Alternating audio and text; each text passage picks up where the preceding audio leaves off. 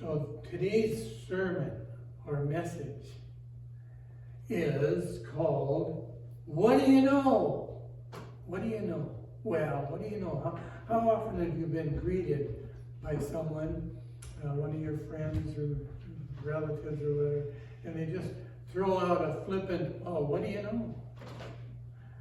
I got to thinking about that, and in a prayer, I was praying to the Lord, and we got on discussion of that. We had a wonderful conversation and discussion. In the midst of the prayer, he threw that out there. What do you know? And really, the answer to that discussion is almost endless. I think I've forgotten more than I ever knew, if that makes sense. I don't know if that makes sense or not, but I know through babyhood on up, I remember my baby shoes when my mom put my baby shoes on. I remember, I think I was handling them. These are pretty cool, Mom. And I remember putting on that shoe, and I remember the smell of the shoe, leather back in the day, you know. And I remember having her put that shoe on. I could see my little foot out there. It was only that big. And she put that shoe on and tied it up. And, I remember how it felt. Oh, that feels good. It was just fit perfectly. I don't remember walking at that time. I just remember the comfort of that shoe on me, that white shoe. And so my memory goes back a long way.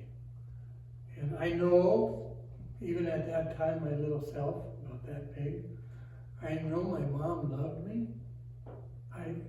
Even though she didn't have to say it, or I probably didn't understand words at that time, but I sure understood love.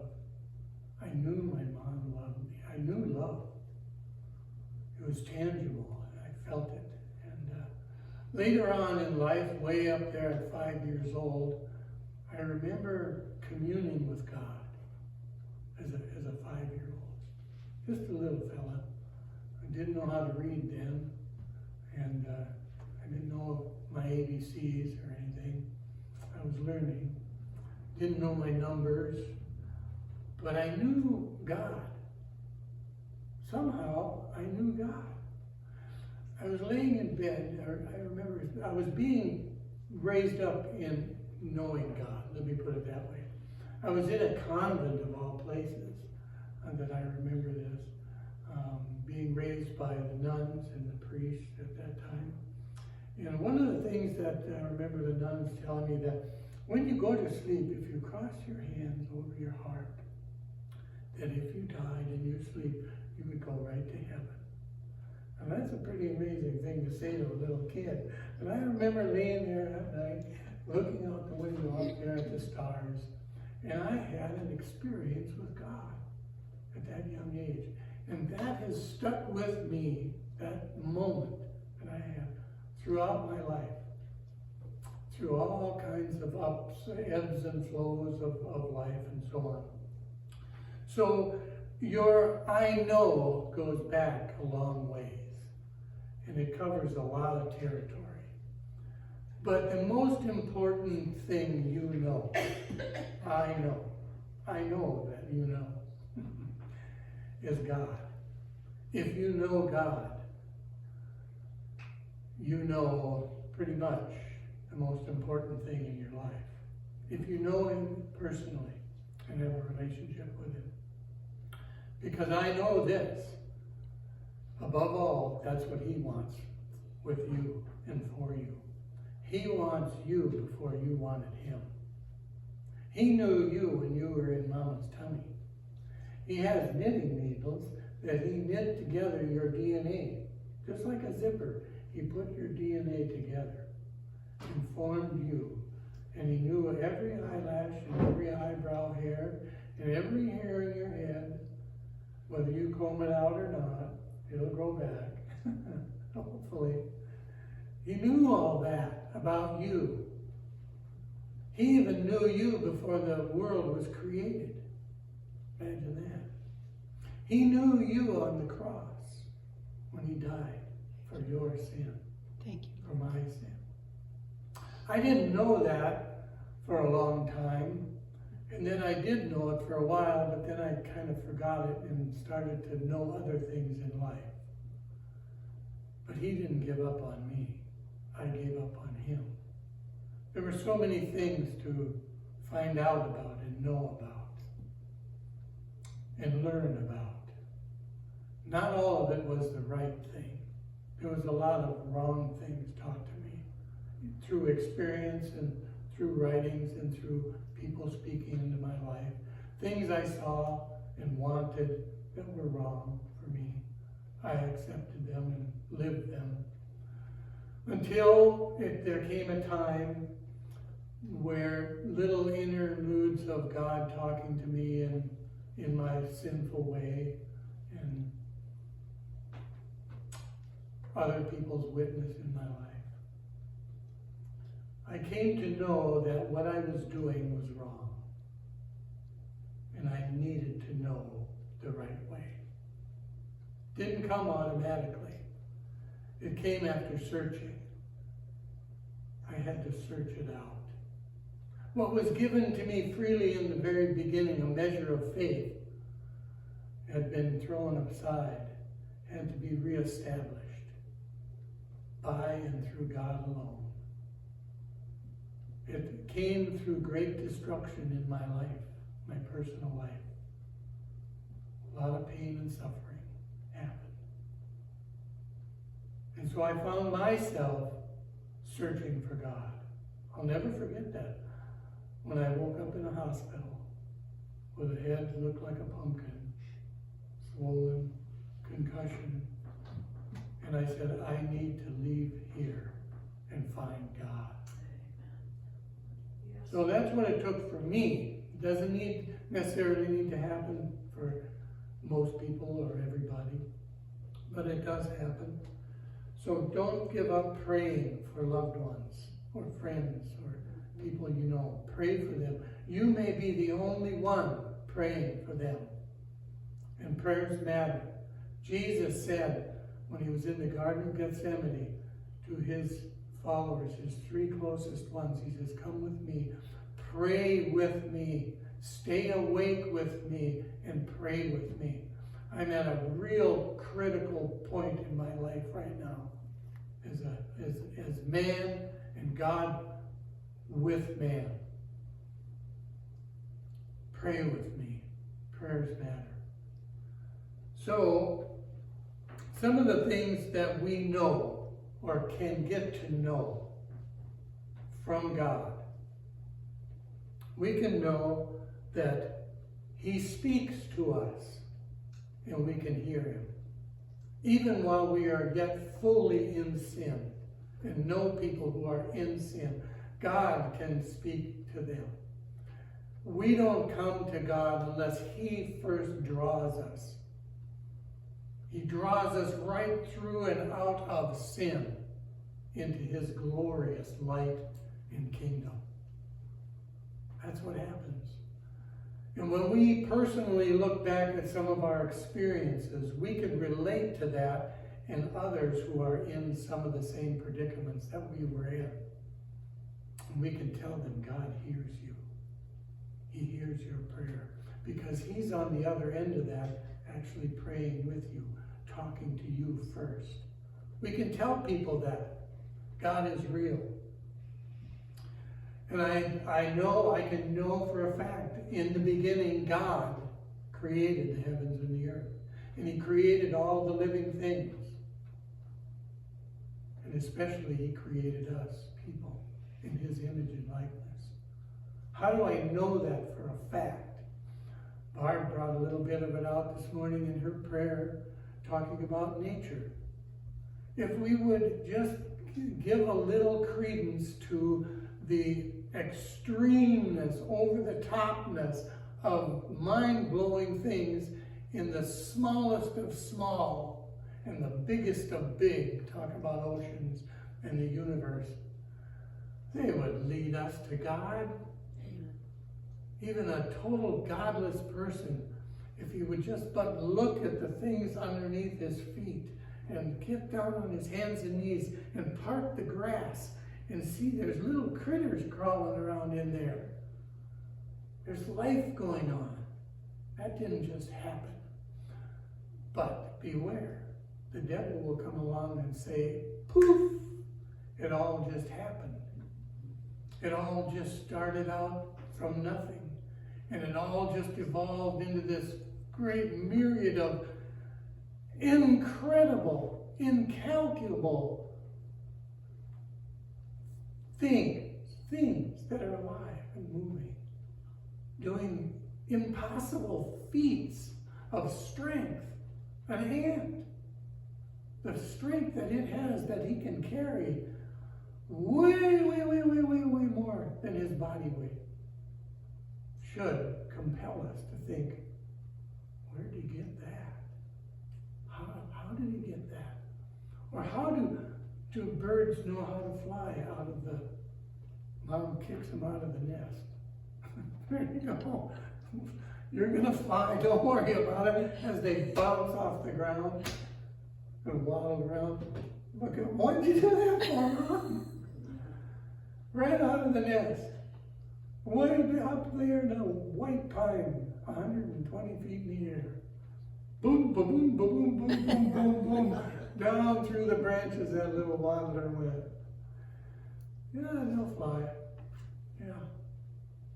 Nobody taught them. Nobody taught that bumblebee to get out and go boom. Wow, they can fly fast. Doesn't that compel us to think about a creator? I know in the beginning, God created all of this stuff. Yeah. I know there's good and evil in the world.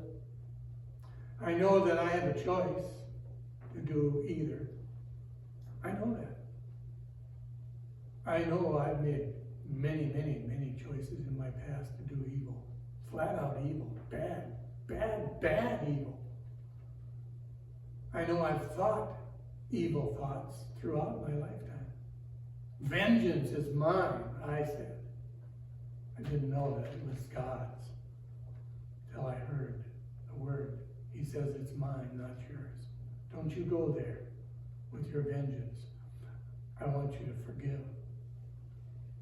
I want you to forgive those who've done the ultimate wrong to you. The ultimate wrong. You think about the wrongs that people have done in your life or around you. And I forgive. I have the power and the choice, the free will that God gave us. He wants us to have a personal relationship with Him in prayer, in action, in words, in worship, in praise, to actually go to another level in mind, body, and spirit, to worship a living God. He wants that. He wants us to worship Him and get lost in worship. Oh, more. I want more. Of you, God. He wants us to weep in joy, in prayer. He wants to get us to that place in our prayer life of where all the static is gone. And you and Him are alone in talking together. And you stop for a moment to listen. And He talks to you instantly.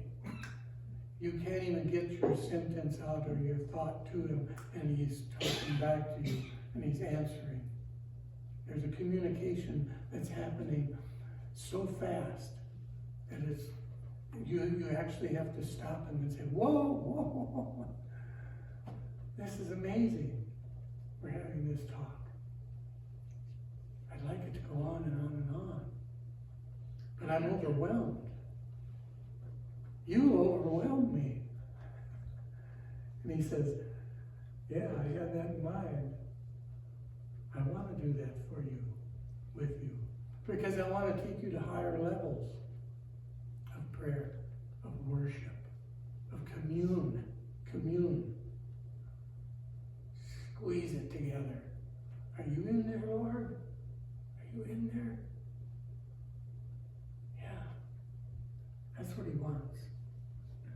He wants us to know that he provided a way out of sin. I don't have to be addicted to that. I don't have to be chained to that thing that we made. We manufactured that thing in a huge plant, and they're shipping it out to the world. And lo and behold, it came across the TV, and I bought it. And I ate it, I drank it, I inhaled it.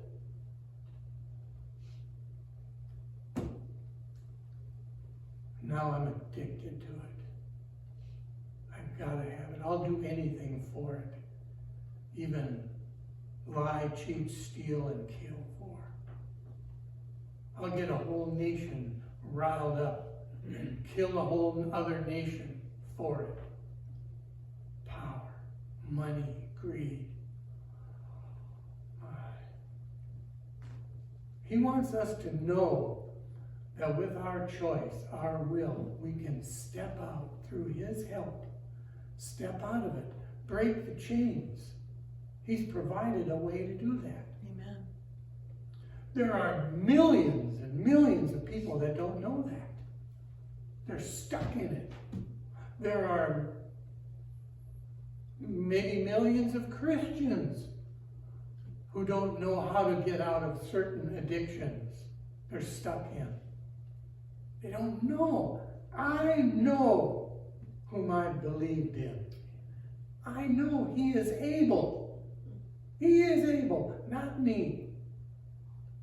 Oh, I can't do it. That's right, you can't do it. But he can. Oh, really? Yeah. Jesus went so far as to say, do you believe this? It's in your believing that you can step into and out of. I don't need these cigarettes anymore. I remember that. I was addicted to 2 to 3 packs a day. I'd go in the break room and you couldn't even see the people sitting at the tables for the blue sheen that was in there. You didn't even need to light up. There was so much smoke in the room. And yet I would light up and literally inhale that cigarette because the break was so short. And we all rolled out of there. Yeah. I remember coming out of that break room one day, walking back to my station. I was in a sawmill. And the voice of God spoke to me so clearly in my mind. He says, you don't need those anymore. And I had a full pack of Marlboro. I took them out. I threw them in the waste area where they burn it all up. Threw them away.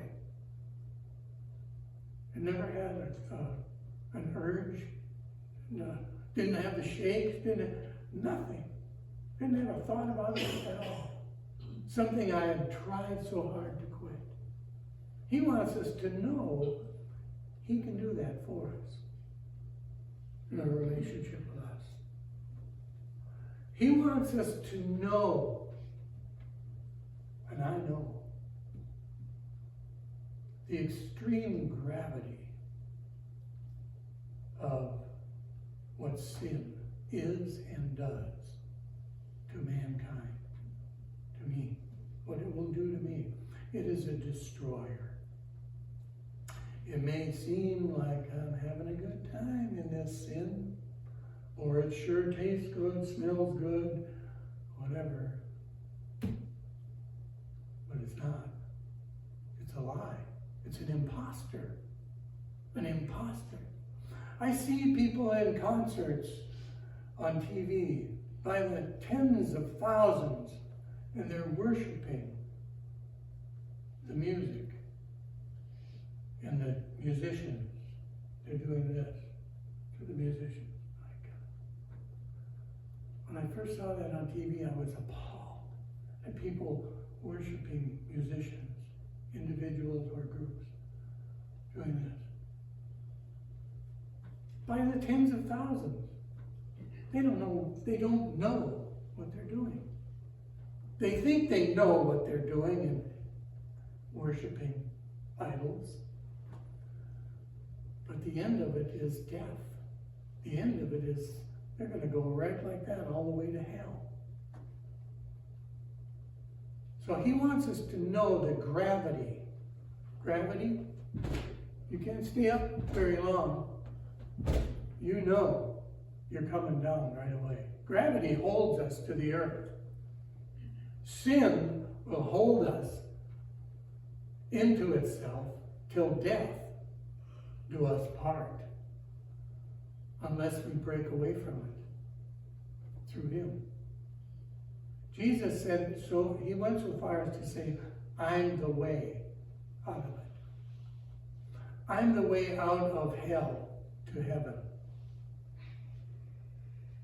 You make the choice. I am the one who speaks the truth, not the liar. The devil is the liar. He's the father of lies. It originated in him. And I am the life that you should live and know. I am the life that you should know. So when people say, what do you know? What do you know? There's a lot of things we know, and we can tell. Know and tell. Know and tell. Just like show and tell. If you know and tell, you'll go out and show and tell. So in Isaiah, the very first chapter, the Lord speaks to us. And he says, come now, let us reason together. Though your sins are like scarlet, red, they shall be as white as snow. We have but to reason with God. In reasoning with God, that's a two-way conversation. In reasoning with God, he will let us know what he knows and what we know. And he'll show us what we don't know about him. How do I know that? I know because he gave each one of us, every single one of us, a measure of faith. He started us out. Go on out there. A little sea turtle that scampers to the edge of the big ocean, jumps in. Where are you going? I don't know. I just got pushed out of here. Huh? Don't you feel that when you see that? What's the first thing that comes to mind when you see the little sea turtle go out in the water? What's gonna eat it? Yes, yes. Roxy, that's exactly what I think. I go, oh God, protect that little thing. And when I see the little fawns out here, it's wobbly, I go, oh God, protect them from Elmer Fudd. And I'm Elmer Fudd. Oh God, help me. But I eat meat. He said eat it, and I do. So, come now, let us reason together. That's an invitation. Jesus gave the invitation, come all you that, come unto me. Me. He's the one. And we're the ones, he passed the baton to us when he went away and came back. He said, here's the baton. Now go. This is in Matthew 28, the end of the chapter. In the first chapter of Matthew, he was named Emmanuel, God with us. Oh, baby. Oh, we got God with us. He's going to grow up to be 33 years old. And he's going to do the ultimate thing. He's going to provide the way for mankind to go to heaven. Yes. He not only died on the cross, and the cross is in my, I know the vision of the cross, but it goes beyond that. He's the one who died for my sin, the stuff that I committed. But that's not where it ended. He rose on the third day. Yes, he did. Came out of the tomb and was seen by hundreds of people. And he came in and out of the apostles' lives, or the followers, I should say. There were many that saw him for a full 40 days until he ascended up into heaven. And he told them, his followers, to go out and make followers of people, others. Go out and tell them, go little sea turtle, go little sea turtle, go. Go tell them about me. That where I am, they may be also. Go and tell them. And then he said this. I saw this last night, just at sunset. I was thinking this. And then I went, wait a minute. I think that's on our little stained glass. And I came up, and sure enough, the sun was shining through. And lo, I am with you always, even unto the end of the age. I think that's where we are. But nevertheless, we're all going to die someday as we get older and older and older. Never forget, he is with you always, even unto the end. So that's one of the things to know as we part. I know that he's with me, no matter what.